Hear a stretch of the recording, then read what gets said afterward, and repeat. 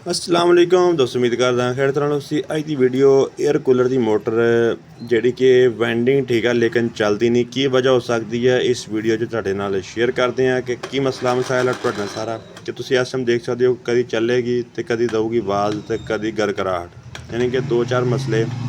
लेकिन एक दो बंदे चैक करवाई वो कहते इसकी वेंडिंग खत्म हो गई है, यानी कि वेंडिंग खराब मोटर बैंड होनी है। लेकिन वेंडिंग का नहीं, अगर वेंडिंग की रजिस्टेंस या वह सीरीज़ से बल्ब पूरा बलदा हो तो वेंडिंग जल्दी खराब नहीं होंगी। लेकिन अज खोलांगे देखा की मसला मुकम्मल। इस टाइम मैं लीडां चैक कर रहा कि मोटर की शायद तुहानूं आवाज़ भी आ रही हो जी गुड़ गुड़ की आवाज़ आ, तो चलन की स्पीड भी चल जाती कितने नहीं चलती। तो इनू खोल के तुहानूं दिखाने। तो जोड़े दोस्त आप चैनल पर नवे आए चैनल सबसक्राइब करियो, लाइक करियो, शेयर करियो, कमेंट करियो अगर कमी अच्छी हो।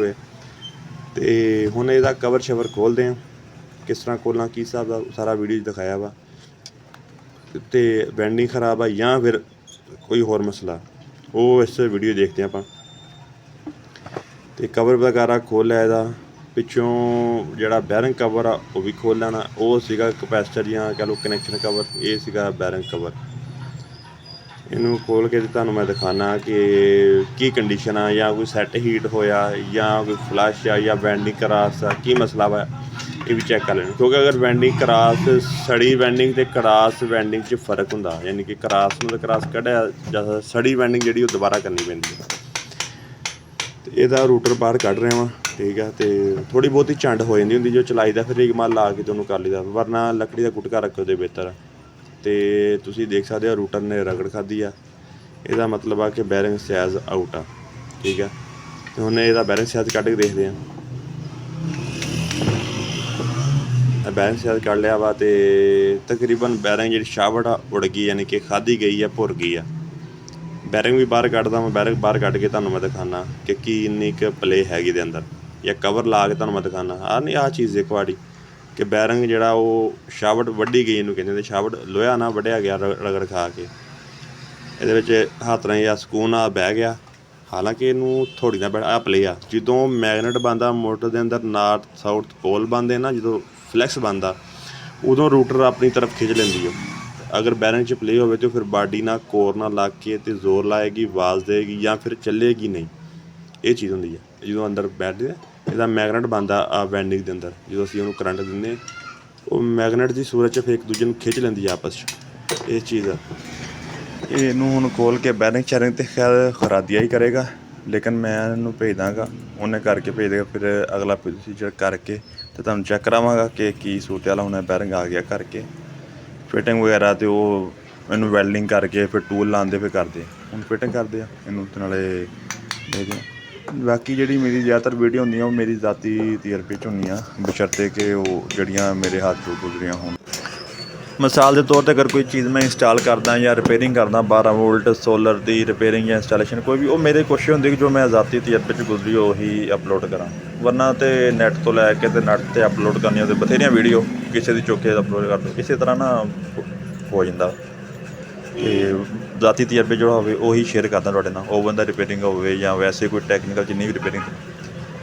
ਇਹਦੇ ਹੁਣ ਪੇਜ ਵਗੈਰਾ ਫਿਟਿੰਗ ਕਰਕੇ ਅਤੇ ਕਰਤਾ, ਹੁਣ ਦੇਖਦੇ ਹਾਂ ਕੀ ਰਿਜ਼ਲਟ ਕਿ ਉਹ ਵੈਂਡਿੰਗ ਦਾ ਮਸਲਾ ਜਾਂ ਨਹੀਂ। ਵੈਂਡਿੰਗ ਦੀ ਹੋਰ ਵੀ ਨਿਸ਼ਾਨੀ ਦੱਸੀਆਂ ਮੈਂ ਮੇਰੀ ਪੁਰਾਣੀ ਵੀਡੀਓ 'ਚ ਦੱਸਿਆ ਕਿਸ ਤਰ੍ਹਾਂ ਵੈਂਡਿੰਗ ਚੈੱਕ ਕਰੀਦੀ ਆ, ਕੀ ਵਜ੍ਹਾ ਵੈਂਡਿੰਗ 'ਚ ਕਿਸ ਤਰ੍ਹਾਂ ਉਹ ਕਰਾਸ ਹੁੰਦੀ ਆ, ਕਿੰਨਾ ਬਲਬ ਬਲਦਾ, ਉਹ ਅਪਲੋਡ ਕੀਤੀਆਂ ਹੋਈਆਂ। ਉਹ ਦੇਖੋ, ਵਿਜ਼ਿਟ ਕਰਿਓ ਅਤੇ ਬਾਕੀ ਚੈਨਲ ਸਬਸਕ੍ਰਾਈਬ ਕਰਿਓ। ਅਤੇ ਮਜ਼ੀਦ ਵੀਡੀਓ ਅਪਲੋਡ ਜਿਹੜੀਆਂ ਕੀਤੀਆਂ ਕਰਾਂਗੇ ਤੁਹਾਡੇ ਕੋਲ ਪਹੁੰਚਣਗੀਆਂ, ਨੋਟੀਫਿਕੇਸ਼ਨ ਉਹਦੇ ਵਾਸਤੇ ਔਨ ਕਰਨਾ ਪੈਣਾ। ਅਤੇ ਬਾਕੀ ਆ ਫਿਟਿੰਗ ਕਰ ਲਈ, ਹੁਣ ਤੁਹਾਨੂੰ ਚਲਾ ਕੇ ਟੈਸਟਿੰਗ ਕਰਵਾਉਣਾ ਮੈਂ ਕਿ ਹੁਣ ਉਹੀ ਆਵਾਜ਼ ਹੈ ਜਾਂ ਆਵਾਜ਼ ਬਦਲੀ ਹੈ ਜਾਂ ਵੈਂਡਿੰਗ ਦਾ ਹੈਗਾ। ਲੇਕਿਨ ਜਿਹੜਾ ਮਕੈਨਿਕ ਹੁੰਦਾ ਉਹਨੂੰ ਫਾਲਟ ਤਾਂ ਲੱਗ ਜਾਂਦਾ ਪਤਾ। ਇਹ ਸਿਰਫ ਤੁਹਾਡੇ ਵਾਸਤੇ ਵੀਡੀਓ ਬਣਾਈ ਦੀ ਕਿ ਮੁਕੰਮਲ ਪ੍ਰੋਸੀਜਰ ਕੀ ਆ, ਕਿਸ ਤਰ੍ਹਾਂ ਤਿਆਰ ਹੁੰਦੀ ਆ, ਕਿਸ ਤਰ੍ਹਾਂ ਫਾਲਟ ਟਰੇਸ ਦਾ ਵਾ, ਇਹ ਚੀਜ਼ ਹੁੰਦੀ। ਹੁਣ ਕਰ ਲਈ ਆ ਕਵਰ ਸ਼ਵਰ, ਪਿਛਲਾ ਕੌਲਾ ਲਾ ਰਿਹਾ, ਕਨੈਕਸ਼ਨ ਕੌਲਾ ਫਿੱਟ ਕਰਕੇ ਤੁਹਾਨੂੰ ਮੈਂ ਹੁਣ ਲਾ ਕੇ ਦਿਖਾਉਣਾ ਇਹ ਚੀਜ਼। ਬਾਕੀ ਹੋਰ ਵੀ ਇਸ ਤੋਂ ਇਲਾਵਾ ਵੀਡੀਓ ਜਿਹੜੀਆਂ ਆ ਰਹੀਆਂ ਅਤੇ ਉਹ ਵੀ ਅਪਲੋਡ ਕਰਾਂਗੇ।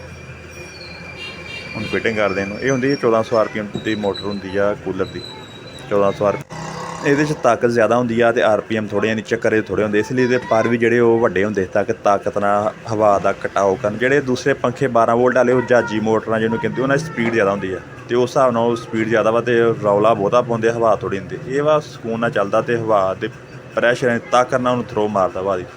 ਹੁਣ ਇਸ ਟਾਈਮ ਮੈਂ ਦੇਖ ਲਿਆ ਇਹ ਹੁਣ 500 ਵਾਟ 'ਤੇ ਤੁਹਾਨੂੰ ਮੈਂ ਲਾ ਕੇ ਚੈੱਕ ਕਰਾਉਣਾ, ਕਿਉਂਕਿ 100 ਵਾਟ ਦਾ ਬਲਬ ਬਹੁਤੇ ਨਹੀਂ ਸੀ ਚੱਲਣੀ, ਮੋਟਰ ਵੱਡੀ ਆ। ਚਾਰਟ ਚੈੱਕ ਕਰ ਲੈਣੀ ਆ ਸਭ ਤੋਂ ਪਹਿਲੇ, ਫਿਰ ਉਸ ਤੋਂ ਬਾਅਦ ਇਸ ਟਾਈਮ ਤੁਸੀਂ ਦੇਖ ਸਕਦੇ ਹੋ ਕੋਈ ਆਵਾਜ਼ ਨਹੀਂ, ਮੋਟਰ ਚੱਲ ਪਈ ਹੈ। ਹੁਣ ਮੈਂ ਲਾਣਾ ਟੇਪ ਤਾਂ ਕਿ ਤੁਹਾਨੂੰ ਕੈਮਰੇ 'ਚ ਨਜ਼ਰ ਆਏ ਵੀ ਸ਼ਾਵਟ ਘੁੰਮਦੀ। ਅਤੇ ਵੀਡੀਓ ਚੰਗੀ ਲੱਗੇ ਚੈਨਲ ਨੂੰ ਕਰਿਓ ਸਬਸਕ੍ਰਾਈਬ, ਲਾਈਕ ਅਤੇ ਨੋਟੀਫਿਕੇਸ਼ਨ ਆਨ ਕਰ ਲਿਓ ਤਾਂ ਕਿ ਵੀਡੀਓ ਅਪਲੋਡ ਕਰੀ ਤੁਹਾਨੂੰ ਪਹੁੰਚੇ। ਹੁਣ ਮੈਂ ਟੇਪ ਲਾ ਕੇ ਤੁਹਾਨੂੰ ਦਿਖਾਉਣਾ ਕਿ ਇਹ ਘੁੰਮਦੀ, ਅੱਗੇ ਨਹੀਂ ਸੀ ਘੁੰਮਦੀ, ਅੱਗੇ ਆੜ ਜਾਂਦੀ ਸੀ, ਯਾਨੀ ਕਿ ਮੈਗਨੇਟ ਜਦੋਂ ਬੰਦਾ ਸੀ ਅਤੇ ਬੈਰਿੰਗ ਨੂੰ ਖਿੱਚ ਲੈਂਦੀ ਸੀ ਅਪ ਸਾਈਡ 'ਤੇ। ਹੁਣ ਇਸ ਟਾਈਮ ਚੱਲ ਰਹੀ ਹੈ, ਠੀਕ ਹੈ, ਬਿਹਤਰੀਨ। ਅਤੇ ਮਿਲਾਂਗੇ ਆਪਾਂ ਇਸ ਤਰ੍ਹਾਂ ਦੀ ਟੈਕਨੀਕਲ ਵੀਡੀਓ 'ਚ, ਫਿਰ ਦੁਬਾਰਾ ਅਪਲੋਡ ਕਰਾਂਗੇ, ਇਸ ਤਰ੍ਹਾਂ ਵੀਡੀਓ ਅਪਲੋਡ ਕਰਾਂਗੇ। ਅੱਲਾ ਖੈਰ ਰੱਖੇ, ਰੱਬ ਰੱਖਾ। ਚੈਨਲ ਨੂੰ ਕਰਿਓ ਸਬਸਕ੍ਰਾਈਬ।